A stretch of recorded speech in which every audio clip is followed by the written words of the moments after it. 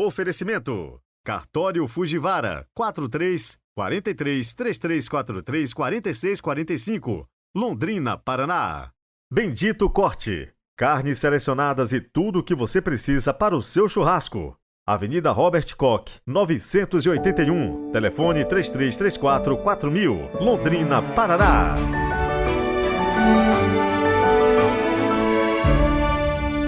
Olá, bom dia! Sejam muito bem-vindos. Hoje é sexta-feira, 7 de julho de 2023, dia da Enciclopédia Bíblica aqui no nosso podcast.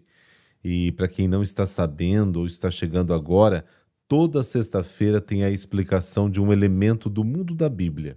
Disponível depois também texto no Instagram, padre.heriberto. Uma curiosidade, uma explicaçãozinha, sempre toda sexta-feira a Enciclopédia Bíblica. E hoje vamos conhecer um pouco do cultivo da terra e da criação de animais no Antigo Testamento. Bom, tanto os rapazes como as meninas tinham algum tipo de trabalho fora de casa. Ajudavam a arar a terra, colher e debulhar os cereais, cuidar dos vinhedos. E até as crianças ajudavam a cuidar dos animais, geralmente ovelhas e cabras. Este era o animal doméstico, né? Não existia assim muito, não era muito comum, por exemplo, ter cachorro em casa. O cachorro era um animal mais selvagem. Toda a família, mesmo a mais pobre, esperava poder comprar ao menos 2 cordeiros na Páscoa.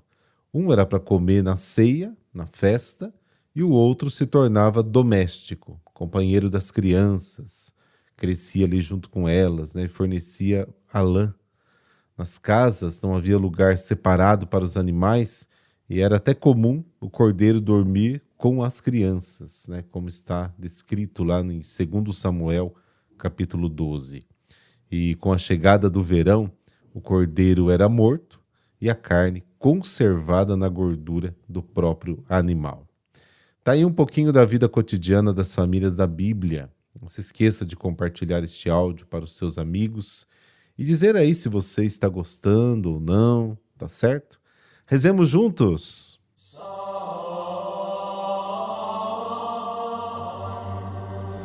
Pelo sinal da Santa Cruz, livrai-nos Deus, nosso Senhor, dos nossos inimigos.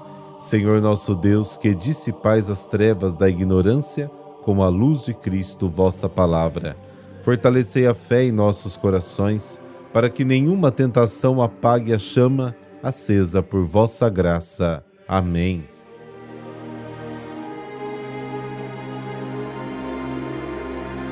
Mateus capítulo 9, versículos de 9 a 13.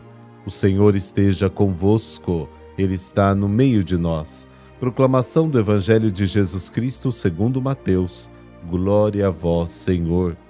Naquele tempo, Jesus viu um homem chamado Mateus, sentado na coletoria de impostos, e disse-lhe: segue-me. Ele se levantou e seguiu a Jesus. Enquanto Jesus estava à mesa em casa de Mateus, vieram muitos cobradores de impostos e pecadores e sentaram-se à mesa com Jesus e seus discípulos.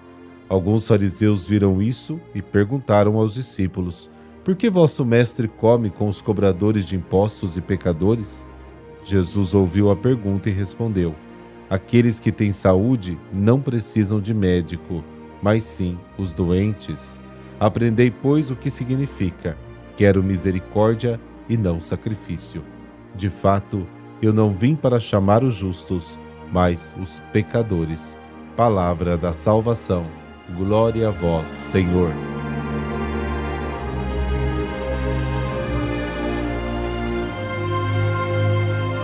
Os primeiros chamados a seguir Jesus são 4 pescadores, todos judeus.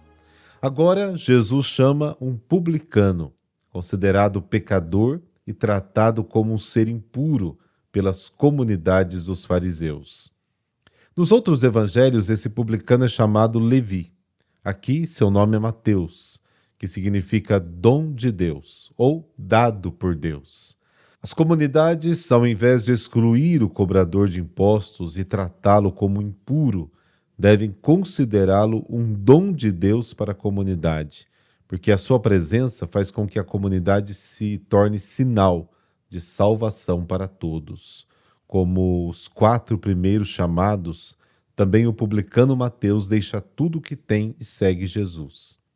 Isso significa que seguir Jesus implica a obrigação de romper com muitas coisas. Mateus deixa o fisco, sua fonte de renda, e segue Jesus. Naquela época, os judeus viviam separados dos pagãos e pecadores, e nem comiam com eles na mesma mesa de jeito nenhum. Os judeus cristãos tiveram que romper esse isolamento e sentar-se à mesa com os pagãos e os impuros, segundo o ensinamento dado por Jesus no Sermão da Montanha, expressão do amor universal de Deus Pai, Mateus capítulo 5. A missão das comunidades era oferecer espaço a quem não tinha.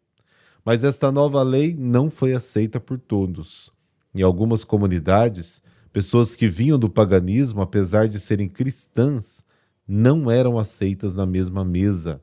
Atos capítulo 10, versículo 28, capítulo 11, versículo 3, Gálatas capítulo 2, versículo 12. O texto do evangelho de hoje nos mostra Jesus que se senta à mesa com cobradores de impostos e pecadores na mesma casa, ao redor do mesmo ambiente familiar. Os judeus foram proibidos de sentar à mesa com os cobradores de impostos e pecadores, mas Jesus não segue essa proibição. Na verdade, faz amizade com eles. Os fariseus, vendo a atitude de Jesus, perguntam aos discípulos: por que o vosso mestre come com os publicanos e pecadores? Esta pergunta pode ser interpretada como uma expressão do seu desejo, simplesmente, de saber por que Jesus faz isso. Outros interpretam a pergunta como uma crítica ao comportamento de Jesus, porque por mais de 500 anos, desde o tempo do cativeiro da Babilônia até a época de Jesus, os judeus observavam as leis da pureza. E esta observância centenária torna-se um forte sinal de identidade. Ao mesmo tempo, foi um fator de separação entre muitos povos. Assim, devido às leis de pureza, eles não podiam sentar-se à mesma mesa para comer com os pagãos.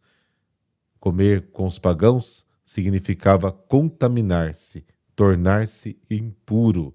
Me diga com quem tu andas e eu te direi quem tu és. Os preceitos de pureza legal eram rigorosamente observados, tanto em Israel quanto nas comunidades judaicas da diáspora, ou seja, fora de Israel. Na época de Jesus havia mais de 500 preceitos para manter a pureza. Na década do ano 70, época em que Mateus escreve, esse conflito era muito atual. Jesus ouve a pergunta dos fariseus aos discípulos e responde com 2 esclarecimentos. O primeiro é tirado do senso comum. Não são os que têm saúde que precisam de médico, mas sim os doentes. E o outro argumento é tirado da própria Bíblia. Aprendei, pois, o que significa: quero misericórdia e não sacrifício. Por meio desses esclarecimentos, Jesus explica a sua missão entre o povo. Não vim chamar os justos, mas os pecadores. Jesus nega as críticas dos fariseus, não aceita os seus argumentos, porque vem de uma falsa ideia da lei de Deus. Ele mesmo invoca a Bíblia: quero misericórdia e não sacrifício. Para Jesus, a misericórdia é mais importante do que a pureza legal. Ele se refere à tradição profética para dizer que a misericórdia vale muito mais para Deus do que todos os sacrifícios. Oséias, capítulo 6, versículo 6, Isaías, capítulo 1, versículos de 10 a 17. Deus tem entranhas misericordiosas que se comovem até com as falhas do seu povo.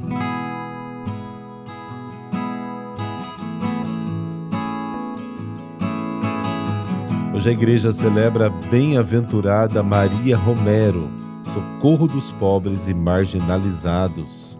Nasceu no dia 13 de janeiro de 1902 em Granada, na Nicarágua, e pertencia a uma família católica. Os pais, Félix e Ana, eram de classe média e tiveram 13 filhos. Recebeu formação religiosa e excelente instrução tradicional. Gostava de estudar música, desenho e pintura. Aos 12 anos entrou para a escola das Filhas de Maria Auxiliadora, recém-chegadas àquele país, mas por causa de uma grave doença, ainda noviça, teve de voltar para casa. Com o consentimento do seu confessor, emitiu o voto particular de castidade. Em 1923, consagrou-se a Deus e a Nossa Senhora, emitindo os votos religiosos. Foi transferida para a missão na Costa Rica, em 1931, onde ensinava música, desenho e datilografia. Além disso, incluiu às suas atividades a catequese aos jovens da periferia da capital, São José.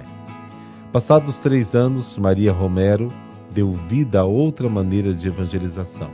Socorria as famílias pobres e marginalizadas. Em 1961, iniciou uma série de cursos de qualificação profissional para jovens carentes e também para os adultos. Fundou um hospital de clínicas gerais em 1966, destinado ao atendimento de toda a comunidade, mas beneficiando especialmente os pobres. Já em 1973, conseguiu um terreno onde foram construídas casas para desabrigados das periferias. O local se tornou a cidade de Santa Maria, em homenagem à sua fundadora. Outro dom que Maria Romero possuía era o do conselho, que ela não negava a ninguém. Faleceu subitamente no dia 7 de julho de 1977, quando regressava de um descanso na Nicarágua. Suas relíquias estão sepultadas na igreja de São José da Costa Rica. Ela foi beatificada pelo Papa João Paulo II no ano 2000. Bem-aventurada Maria Romero, fostes o socorro dos pobres e desabrigados, amparo dos humildes e o conselho dos que pediram. Intercedei por nós junto a Jesus, para que nosso coração seja tão bondoso e amável quanto o vosso. Amém. Abençoe-vos o Deus Todo-Poderoso, Pai, Filho e Espírito Santo. Amém. Bom final de semana, muita luz para você aí na sua família, no seu descanso e até amanhã.